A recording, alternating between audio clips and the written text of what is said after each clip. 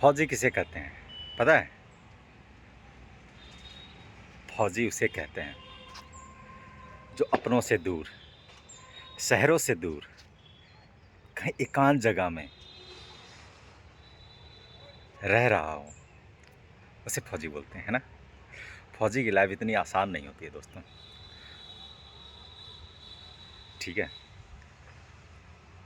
बहुत कठिन और मुश्किल होती है। अगर इतनी आसान होती तो हर कोई बन सकता था, है ना? लेकिन इतनी आसान नहीं है। पहले कौन छूटा? घर। घर सबसे पहले छोड़ के आते हैं हम। जितने भी फौजी भाई हैं पहले अपने घर छोड़ते हैं। घर छोड़ने के बाद यहाँ आते हैं हम लोग ट्रेनिंग के लिए। हम सिविल लाइफ से डायरेक्ट, सोचिए कितना बड़ा बदलाव है।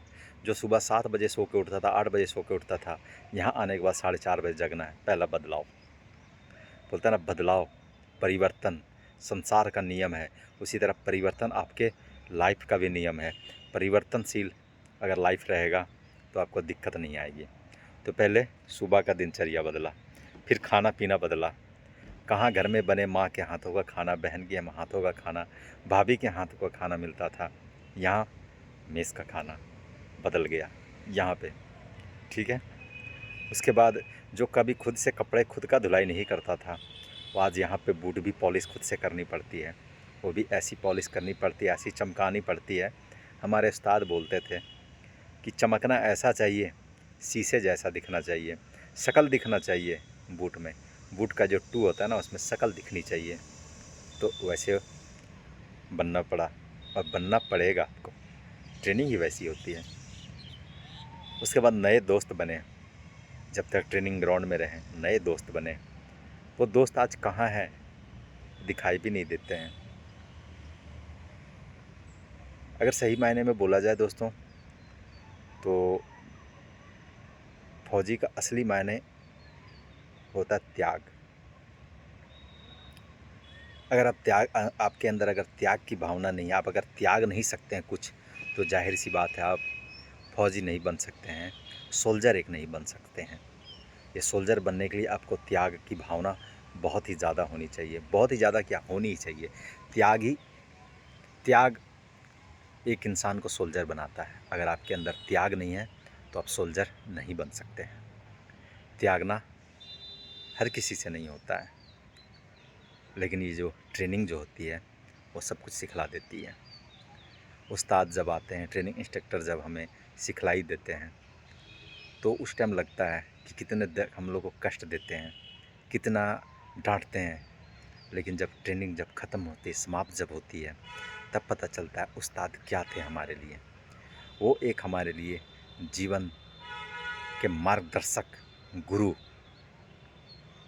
आपके आगे के जो लाइफ है वो किस तरह से जीना है, किस तरह से आपको आगे बढ़ना है, किस तरह से इस जीवन में आपको सोल्जर लाइफ में आगे कैसे बढ़ना, वो पूरा सिखलाई हमें एक ट्रेनिंग इंस्ट्रक्टर, एक उस्ताद दे देते हैं, है ना? तो इसी तरह छूटता रहता है दोस्तों। कहाँ 4:30 बजे जगो, बूट पॉलिश करो, कपड़े धुलाई करो, खाना खाने के लिए मेस में जाओ, लाइन में खड़े होके खाओ। घर में क्या होता है? बैठ गए, मम्मी खाना दो, घर में बैठ गए चुपचाप, मम्मी आके रोटी दी, सब्ज़ी दी। लेकिन नहीं, आप जितने भी थके हो वो कोई फ़र्क नहीं पड़ता है। आपको मेस तक थाली लेके जाकर लाइन में खड़ा होकर आपको फिर मेस का एक डाइनिंग हॉल होता है, डाइनिंग हॉल में बैठ के खाना है, ना कि खाना लेके बैरक में आ सकते हैं। रूम तक खाना लेके नहीं आ सकते हैं। फौजी की जो लाइफ होती है ना दोस्तों, वो बहुत परिवर्तनशील होती है। बदलाव हमेशा चलता रहता है। दोस्त यार छूट गए, घर छूट गए, सब छूटता ही रहता है। कुछ मिलता है तो वह देशभक्ति। और दोस्तों, जब देशभक्ति दिल में आ जाए ना, तो चाहे कुछ भी छूट जाए, कोई फ़र्क नहीं पड़ता। तो ये वीडियो आप लोगों को कैसी लगेगी दोस्तों? आज मैं स्टार्टिंग किया हूँ फौजी लाइफ, सोल्जर लाइफ के बारे में। हम इसी तरह कुछ कुछ आप लोगों को आगे भी बताते रहेंगे कि हमारी लाइफ कैसे कैसे कटती है, हमारी जर्नी कैसी रहती है, ठीक है? आज तक का वीडियो में मैं यहाँ तक ही बताऊँगा।